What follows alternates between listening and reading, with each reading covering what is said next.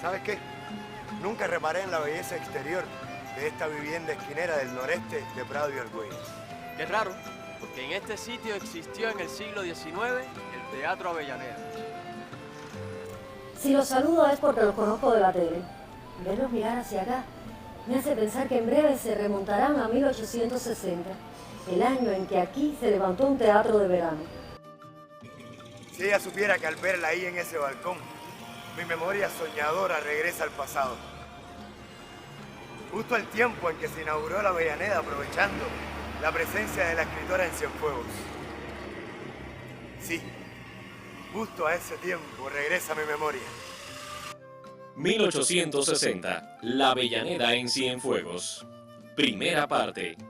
Sí, hablamos de Gertrudis Gómez de Avellaneda, nuestra Tula, la misma que después de 23 años de su salida por Santiago de Cuba, regresa a la isla, tal vez sin saber que sus versos, al partir, viajaban en boca de todos. Gertrudis Gómez de Avellaneda, nuestra Tula, la camagüeyana, pues decidió poner en la primera página de todas las ediciones que hizo de su obra el poema Al partir. Este soneto es conocidísimo por el pueblo cubano y por otras latitudes porque aparece en manuales escolares, se da como ejemplo de su obra, pero no solo eso, sino que la crítica y la propia autora pues piensan que ese es su bautizo literario. A partir del 1836, cuando lo escribe, pues a partir de ahí pudiéramos considerar el bautizo literario de ella por la perfección que alcanza con esta obra. La Avellaneda plasma muy joven, en el momento exacto en que parte de Cuba hacia España, en un buque, pues los sentimientos que sienten y que la embargan al dejar el lugar donde nace el resto de su familia y lanzarse hacia lo desconocido. Así se llama, Al partir. Casi todo el mundo conoce las primeras estrofas. Yo voy a hablar del último terceto del soneto, pero también voy a decir que alcanza prácticamente la perfección literaria con esta composición, perfección que después alcanza muy poco o en muy pocas del resto de sus obras literarias. Es un poema con pareados que van intercalando antítesis muy fuertes entre lo positivo y lo negativo. Perla del mar, estrella de occidente, hermosa Cuba, tu brillante cielo la noche cubre con su opaco velo, como cubre el dolor mi triste frente. Voy a partir. La chusma diligente para arrancarme del nativo suelo las velas iza, y pronta a su desvelo la brisa acude de tu zona ardiente. Adiós, patria feliz, Edén querido, doquier que el hado en su furor me impela, tu dulce nombre halagará mi oído. Esos adjetivos y epítetos positivos van hacia la patria que la ve nacer y a los sentimientos que ella siente. Lo negativo, ¿dónde lo pone? En lo desconocido, en el mar, en la partida, hacia el lugar donde va que no sabe todavía cómo la va a recibir, qué va a pasar en él. Y así va contraponiendo entonces estos sentimientos hasta que llega al último terceto del poema, que es en el que me quiero detener un momento, cuando dice: Adiós. Ya cruje la turgente vela. El ancla se alza, el buque estremecido, las olas corta y silencioso vuela. Puedes sentirlo dentro de tu alma, puedes pensar que tú también estás partiendo. Eso no lo logra mucho en su lírica, que ha sido valorada a estas alturas o antes de estas alturas, hace un tiempo, por la crítica, como que ya está caduca. El lenguaje que utiliza, las formas de expresión, las metáforas y los epítetos que utiliza ya están caducos, el lenguaje ha quedado fuera de época, sin embargo Al partir lo sentimos como si fuera escrito en este momento. Y esas son las cosas que se le van añadiendo a la lírica de la Avellaneda. Es una lírica donde la naturaleza no suena como sonó en los románticos de su momento, suena más literaturizada, más hueca, más vacía, no era típico en los románticos de su época. Eso hace que entonces no haya sido tenida en cuenta al analizar pues lo cubano y dentro de la poesía del momento. La lírica de la Avellaneda, lo que sí podemos decir es que alcanza una perfección de ritmo y de métrica poco igualada, y yo diría que prácticamente no fue igualada por los contemporáneos cubanos de su época, ni por los españoles. Quiero decir que en lengua castellana la perfección que alcanza ella en la composición de la métrica y de la rima es única, porque la Avellaneda está entre el neoclasicismo, que es el cuidado absoluto de la forma, formas que ella dominaba a la perfección, y el romanticismo con esa expresión apasionada, fuerte, nacida de lo profundo del alma, que generalmente logra alcanzar en la primera edición de su obra, que la escribió entre el 39 y el 41, y de los 44 poemas que escribió, 31 fueron escritos en ese periodo de tiempo. Fueron una explosión del fondo de su alma, una explosión romántica.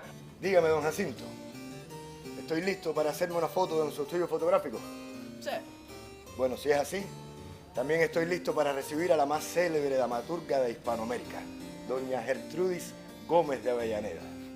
Que no se diga, Luis, un actor de su talla, pero además está a punto de cumplirle un sueño a esta villa. Compréndalo, usted no abrirá un teatro cualquiera. Mañana 12 de abril de 1860, usted abre un teatro de verano y le pondrá el nombre de Avellaneda, aprovechando la presencia de la escritora aquí en Cienfuegos. Ahora, yo usted lo pensaba, a mí me gustaría más Teatro Martínez Casado. Y sigue usted con la cantaleta. Hombre. Ya sé que mis apellidos le suenan muy sonoros. Y que después que el primer teatro Isabel II allá en la Plaza de Armas fuera devorado por las llamas, ya tenemos compañía propia.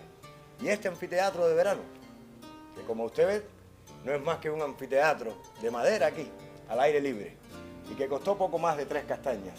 Pero no me perdoné la oportunidad de llamarle Avellaneda. ¿Qué quiere? ¿Que lo bautice cómo? Con el nombre de un don nadie. Don Luis Martínez Casado. Sí, una buena persona, pero jamás un dramaturgo como la Avellaneda. Y fíjese si doña Gertrudis se ganó el corazón de los cubanos, que después de 23 años en Madrid regresa a Cuba y se da cuenta que nadie lo olvidó. Pues preparemos la apertura del Teatro Avellaneda. Esperemos que la doña no se arrepienta de sus deseos de asistir al ensayo de su obra. Pero también no solo es al partir, que es al que se ha quedado en los manuales escolares. Tenemos, por ejemplo, el poema que ella escribe cuando regresa a Cuba después de 23 años, A un cocuyo. Voy a leerle solamente un fragmento del poema A un cocuyo. Dice: dime, luz misteriosa que ante mis ojos vagos mi interés despierta y mi vigilia encantas, ¿eres un genio o un silfo de nuestra virgen patria que de su joven vida contienes la ígnea savia? Ese cocuyo, tan cubano y tan aparecido en los poetas románticos de ese tiempo, que además la criticaron muchísimo. Fíjense que hay una de las poesías más famosas de nosotros, dice: con un cocuyo en la mano y un gran tabaco en la boca, un indio desde una roca miraba el cielo cubano. Oigan la temática. Esa temática no la vamos a encontrar en la Avellaneda. Pero a ese pequeño insecto, a ese cocuyo, pues ella le dedica una hermosa composición donde encuentra que todavía la ígnea savia cubana, ígnea que nace de nuestra entraña, está presente. La tarde anterior al estreno, Tula se presentó para apuntar el ensayo de su drama Alfonso Munio, con el que daría principio aquel 12 de abril de 1860 el Teatro Cienfueguero consagrado a su nombre. Es muy hermosa y nos deleitó con su sonrisa. Pero bueno, relaje los nervios y anime a su compañía. Ellos darán lo mejor para cada personaje, tal y como lo han ensayado. Y olvídese de las habladurías del señor Ramón de la Sagra. Será muy científico, pero sí tenemos en cuenta que es un gran murmurador. Usted sabe lo que es decir que doña Gertrudis iba a pasar un mal martirio escuchándose mal interpretada por actores aficionados. Mire que si lo tengo delante de mí, de un tirón, le compongo los bigotes, sí. Pero bueno, ya escuchó la campanada. Voy a ver que detrás de ese telón todo esté listo con la compañía. Ocúpese usted del científico. Envejecida a los 30 años, siento que me cabrá la suerte de sobrevivirme a mí propia, si en un momento de absoluto fastidio no salgo de súbito de este mundo tan pequeño, tan insuficiente para dar felicidad, y tan grande y tan fecundo para llenarse y verter amarguras.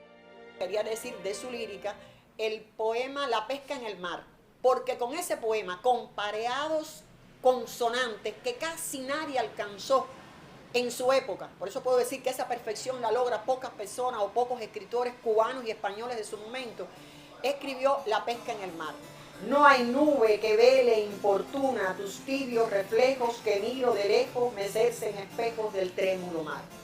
Esa rima en pareados con esa forma, pocos la consiguieron. Ella era una maestra de la métrica y del ritmo.